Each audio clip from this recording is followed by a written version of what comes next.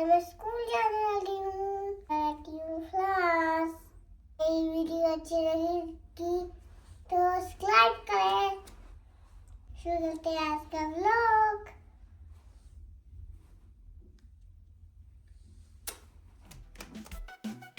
Good morning. आज मैं आपके साथ एक ऐसी कहानी शेयर करने वाली हूँ जो शायद आप में से बहुत लोग फील करेंगे, लेकिन शायद कभी बोल नहीं पाए।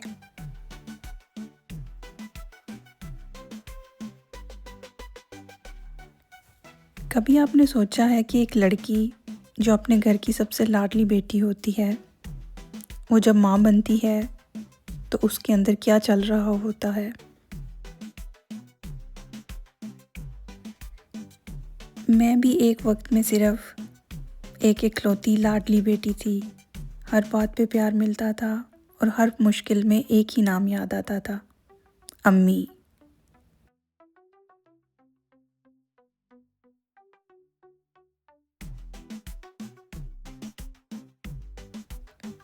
लेकिन फिर ज़िंदगी ने एक ऐसा मोड़ लिया जहाँ मैं सिर्फ बेटी नहीं रही, मैं माँ बन गई। खुशी थी, लेकिन अंदर कहीं एक डर भी था। पर एक सुकून था, मेरी अम्मी मेरे साथ थी। फिर मेरी बेटी पैदा हुई और उस पल मैं माँ बन गई। लेकिन सच कहूँ, उसके बाद जो फेस आया उसके लिए मैं बिल्कुल रेडी नहीं थी। डिलीवरी के बाद सब कुछ बदल गया एकदम से।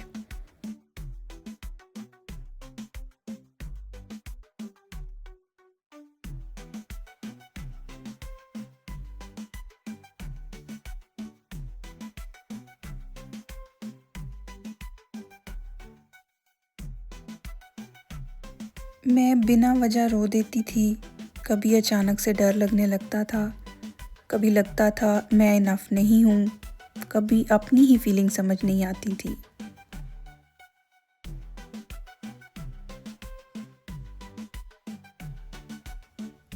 ये सिर्फ थकन नहीं थी, ये सिर्फ मूड स्विंग्स नहीं थे, ये पोस्टपार्टम डिप्रेशन था।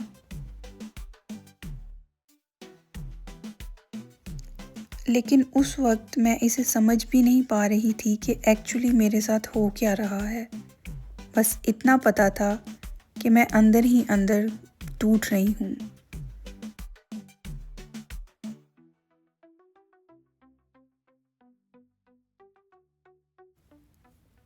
जब रात को अम्मी सो जाती थी, मैं चुपचाप रोती रहती थी।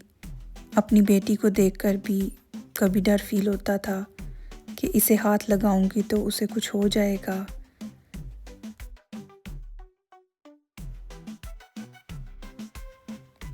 और फिर एक ही इंसान थी जो मुझे हर बार संभाल लेती थी, वो थी मेरी अम्मी। उन्होंने कभी मुझे जज नहीं किया, कभी ये नहीं कहा कि तू स्ट्रॉन्ग बन।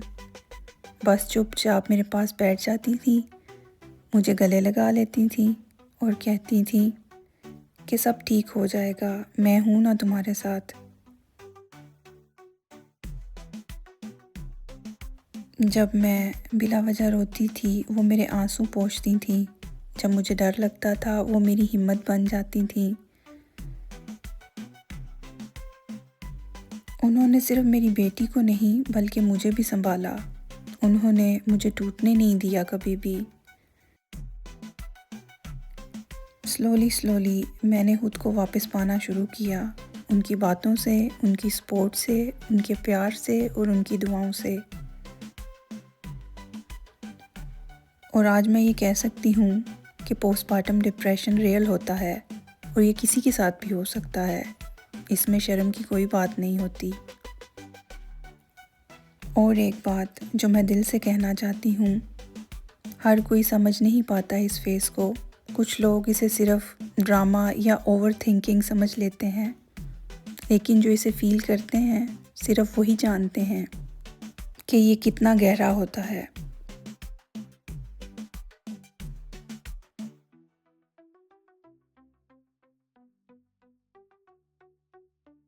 इसलिए अगर आपके पास कोई नई माँ है जो चुप है या ज़्यादा रो रही है तो काइंडली उसे जज मत करें, उसे समझो, उसे सपोर्ट करो, क्योंकि उसे सबसे ज़्यादा ज़रूरत होती है समझने की, ना कि समझाने की।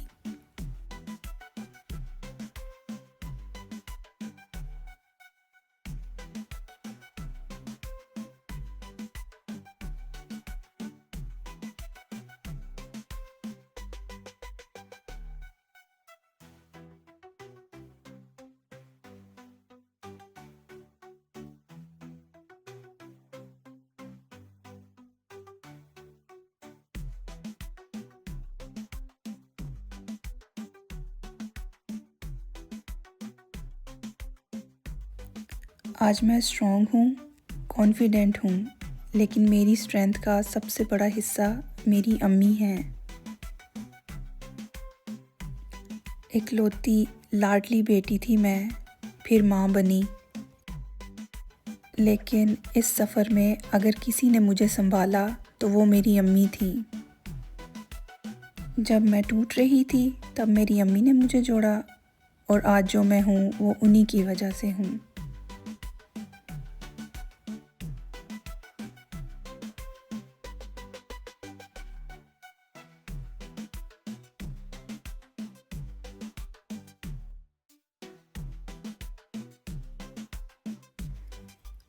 अपनी स्टोरी शेयर करने का यही मकसद था कि मदरहुड ब्यूटीफुल है, लेकिन इजी नहीं होता।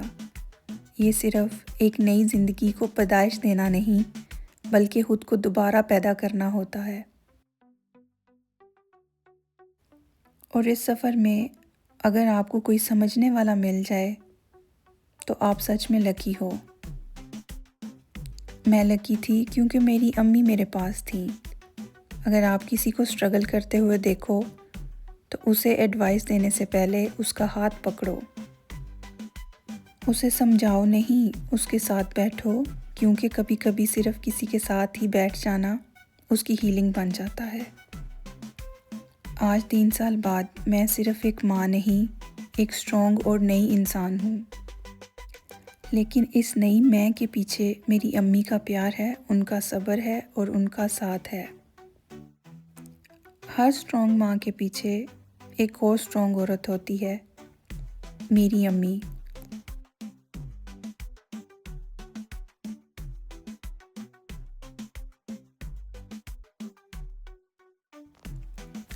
अगर आप इस कहानी से रिलेट कर पाए हो तो इसे शेयर ज़रूर करें, शायद किसी और माँ को ये सुनने की ज़रूरत हो।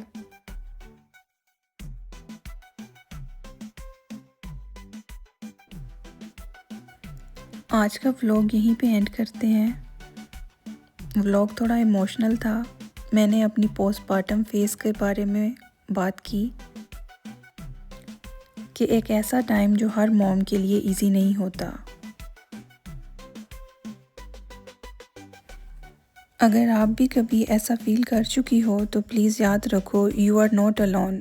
It's okay to not feel okay sometime. मिलते हैं नेक्स्ट व्लॉग में और भी रियल टॉक्स और हीलिंग वाइब्स के साथ, इंशाल्लाह। Bye bye.